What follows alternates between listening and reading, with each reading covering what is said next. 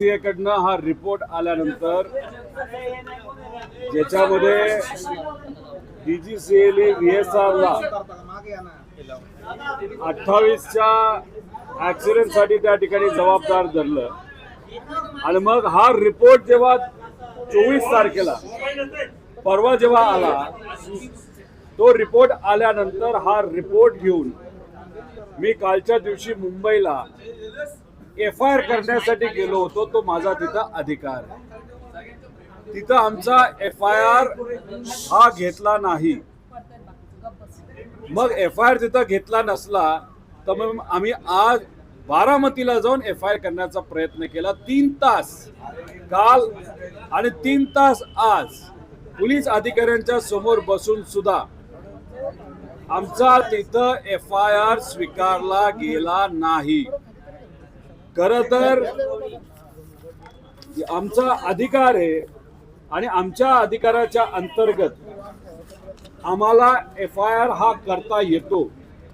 आम्हाला जे सांगण्यात आलं की ऍक्सिडेंट डेथ जी अजितदादांची झाली, म्हणजे कुठल्याही व्यक्तीचा आज गाडी चालवत असताना, मोटरसायकल चालवत असताना, नाहीतर रस्त्यावर चालत असताना ऍक्सिडेंट झाला आणि त्याच्यामध्ये एखाद्या व्यक्तीचा मृत्यू झाला तर त्या दिवशी लगेचच्या लगेच एक रिपोर्ट बनवावा लागतो. त्याला ऍक्सिडेंट डेथ रिपोर्ट म्हणतात. हा आणि दादांच्या बाबतीत सुद्धा प्रोसिजर प्रमाणे तो रिपोर्ट बनवला गेला आणि सगळी इन्व्हेस्टिगेशन त्या ऍक्सिडेंट डेथ रिपोर्टच्या अनुषंगाने तिथं सुरू आहे. आता मग आमचं असं मत होतं की 24 तारखेला डीजीसीएचा रिपोर्ट आला, त्या रिपोर्टमध्ये व्हीएसआरला जबाबदार धरले. मग त्या रिपोर्टच्या अनुषंगाने तुम्ही आजपर्यंत तो दाद्याच्या बाबतीत एक सुद्धा FIR नाही झाला. तो आमचा FIR तुम्ही घ्या, पण कालही नाही घेतला, आजही नाही घेतला. आणि मग आम्ही पोलिसांशी बोलत असताना आम्हाला सांगण्यात आलं की CID तपास करते म्हणून आम्हाला त्या ठिकाणी तिथं FIR घेता येत नाही. एक आपण सगळ्यांनी समजून घेतलं पाहिजे, असा कुठलाही नियम नाही की CID त्या ठिकाणी तपास करते म्हणून FIR घेता येत नाही. FIR घेता येतो. त्याच्याच बरोबर ऍक्सिडेंटल डेथ रिपोर्ट नंतर त्याच्यावर जर इन्व्हेस्टिगेशन सुरू असेल तर मग FIR घेता येत नाही असं कोण म्हणतं का? आता अजिबात म्हणत नाही. तो आपला अधिकार आहे. सुप्रीम कोर्टचा निर्णय आहे की ऍक्सिडेंटल डेथ रिपोर्टवर जर इन्व्हेस्टिगेशन सुरू असेल आणि मध्येच कोणाला FIR करायचा असेल तर तो FIR करता येतो. आणि त्याच अनुषंगाने सुप्रीम कोर्टचे दोन्ही जे काही निकाल आहेत त्याचा अभ्यास करून, आमच्या अधिकाराचा अभ्यास करून FIR करण्याचा प्रयत्न करून सुद्धा आमचा FIR होत नव्हता. आणि मग आम्ही निर्णय घेतला की पोलीस प्रशासन या बाबतीत आम्हाला कुठंच तिथं सहकार्य करत नसेल तर CIDच्या अधिकाऱ्यांना आपण त्या ठिकाणी भेटूयात. मग भेटण्याच्या येण्यापूर्वी योगायोग असा, काल आम्ही भांडलो, आज बारामतीला येणार हे पोलिसांना माहीत होतं.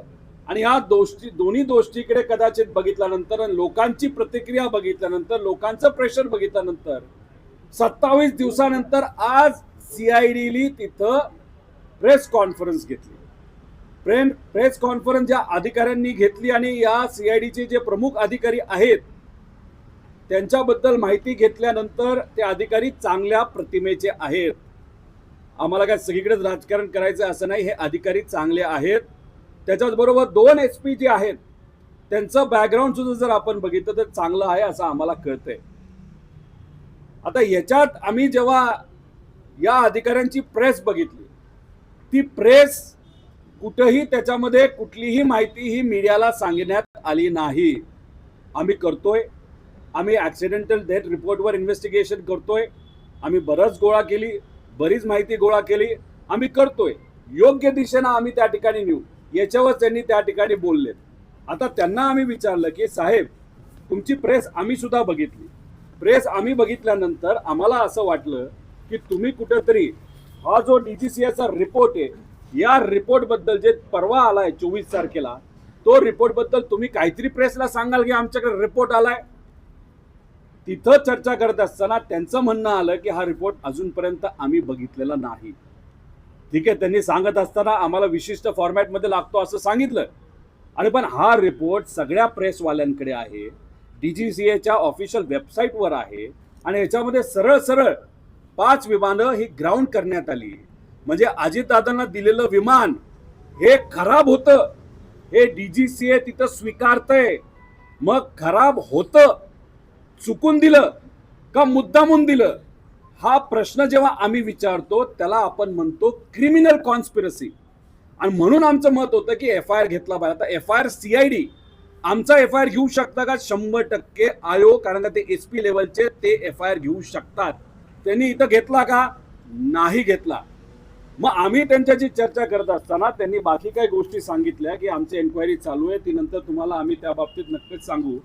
पण मग आम्ही म्हणजे मी काय केलं तर मग आम्ही FIR मध्ये घेतलेले जे मुद्दे आहेत ते माझ्या स्टेटमेंटमध्ये मी त्या ठिकाणी रूपांतर केले आणि ते रूपांतर केल्यानंतर अंडर सेक्शन 180 BNSS मी माझं स्टेटमेंट, कारण का जर एखाद्या व्यक्तीला एखाद्या मर्डरबद्दल, ॲक्सिडेंटबद्दल, नाही तर एखाद्या चोरीबद्दल, एखाद्या गोष्टीबद्दल जर माहीत असेल, मी त्याचा विटनेस असेल, नाही तर माझ्याकडे त्या बाबतीतली माहिती आहे, तर मी अजितदादांचा पुतण्या म्हणून, महाराष्ट्रातला एक नागरिक म्हणून, एक आमदार म्हणून आणि माझ्या पद्धतीने माझ्या लेवलला विरोधात असताना सुद्धा काही चांगल्या पत्रकारांकडनं, काही माजी अधिकाऱ्यांकडनं, काही जवळच्या लोकांकडनं, काही माजी पायलटकडनं, काही आजी पायलटकडनं जी काय माहिती मी गोळा केली, ही सगळी माहिती मी एका स्टेटमेंटमध्ये कन्वर्ट केली आणि स्वइच्छेने, स्वतःहून न विचारता अंडर सेक्शन 180 BNSS याच्या अंतर्गत मी माझं स्टेटमेंट इथं रेकॉर्ड केलेलं आहे.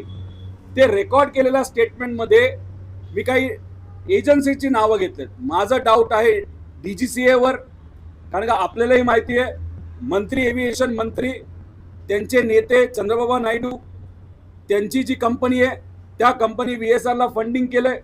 मग नेत्याचीच कंपनी जर VSRला फंड करत असेल तर जे देशाचे एव्हिएशन मंत्री ज्याच्या अंतर्गत DGCA येतं आणि AIBB जे एअरपोर्टची नाही तर विमानाची, एरोप्लेनची इन्व्हेस्टिगेशन जे करते दादांच्या बाबतीत सुद्धा, हे सुद्धा त्या मंत्र्याच्या अंतर्गत येतं. तर मग ही इन्व्हेस्टिगेशन ही चुकीच्या पद्धतीने मॅन्युपुलेटेड आणि नॉन ट्रान्सपरंट मध्ये तिथं कुठंतरी घोळ होऊ शकतो असं आमच्या सगळ्यांचं मत आहे.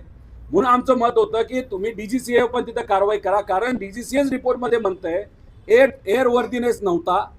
आता एअर वर्दीनेस नव्हता याची जबाबदारी ही मालकाची आहे, VSRच्या, पण तो करतोय नाही करतो हे बघण्याची जबाबदारी DGCAची आहे. त्यामुळे DGCA पण जबाबदार, VSR पण जबाबदार, त्याच्याच बरोबर ॲरो नावाची कंपनी, त्या ॲरोच्या ज्या जो व्हॉट्सअप चॅट आहे नाही तर जो ग्रुप आहे त्याच्यात अधिकारी जे जे आहेत जबाबदार, त्यांची नावं, मी नावं कोणाचंच घेतलं नाही.